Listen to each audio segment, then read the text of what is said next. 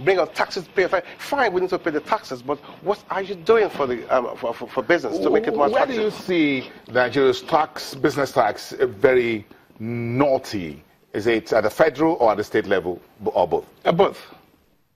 Well, because they come after you, they don't want to care, they don't want to know how your business is being run. All what they want to do is you don't pay your tax. Have you actually looked into it? What sort of businesses these people are into? What sort of service are they providing? Are they making profit? Show us your books, and so on and so forth. Now, what help, what assistance have you given to them? The government don't trust businesses in Nigeria because they believe that every businessman is in there to make profit. And even when he makes profit, he hides them. He doesn't want to pay tax. So there's a distrust here. When you talk about trust, it's not just in Nigeria, it's everywhere. That is why there is this stringent law that actually compel people to pay their taxes. And if you don't pay tax, for example, in the UK, if you don't pay a tax, you go to jail. Now, you can't defend that because the governments are behind you at your bay to support your business to grow. Look at how, no business, no viable business could go to the bank to borrow money to run the business. At double digits figure, it's impossible. 27% interest rate. What sort of business are you going to do to be able to make your money back when you borrow the money? Okay? Now, that's one thing. Look at energy supply. Do you know how many businesses are actually packed up and left this country because the cost of servicing their businesses as a result of diesel and petrol is quite enormous, and they can't handle it. Those sort of businesses should be given those tax rebates and being looked after, help them out to ensure that they support them in every aspect to ensure that that business survive. A part of the word on the street was that the government seems to be a little bit lenient, or government agencies, lenient as far as the big industries are concerned. But with medium and small enterprises, they seem to be a little bit less caring and ferocious.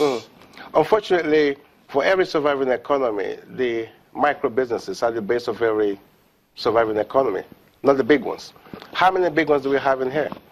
Okay? I mean, if you have massive, large number of micro businesses everywhere, that you actually concentrate and focus on them and they grow up, they are the major ones that we employ, bringing employment into the economy.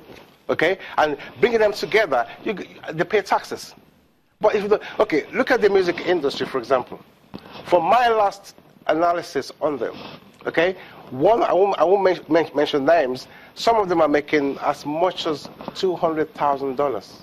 I'm sorry, million.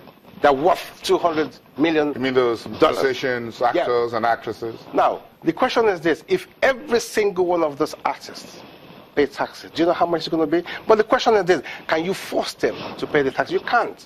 Why not? What is your contribution that brings them to where they are at the moment? But they use the facility of the sovereign called Nigeria. What's the facility? So they ride on roads, they use electricity, they live in a country where there's security. They pay from their pocket. They have private securities, they pay for their diesel, they pay for their petrols, they pay for their water, they pay for everything. No, you have to pay tax. No. You can't. If you pay taxes, why should you pay for private securities? Police guarding you all the time. Yeah, because you can't have your CPOs if you want to. If you want CPOs, you pay for it. No. The government should provide. They make provision because that's what you're paying for. No, but you're paying for CPOs. You're paying for post protection officers, and that means you want someone who carries your handbag and has a handgun. That's even ridiculous. I've seen it somewhere where you have people, the police officers, who are meant to be serving the nation, carrying someone's handbag, their brolies and all that. It doesn't happen anywhere. If you want private security guards or CPOs, you pay for it.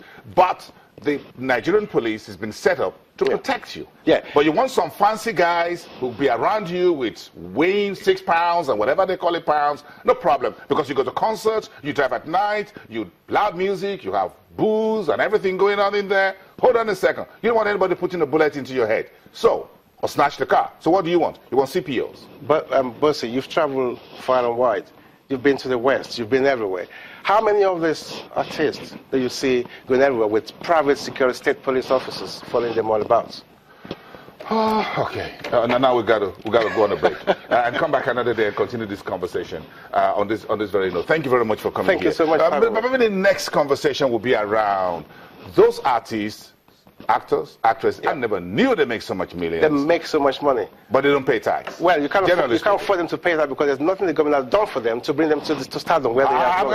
I'm disagreeing with you now. I will disagree with you next time you get back on the break. Okay. Thank you very much. Thank you. Michael Adile, who is a human resource and management consultant talking about business tax in Nigeria.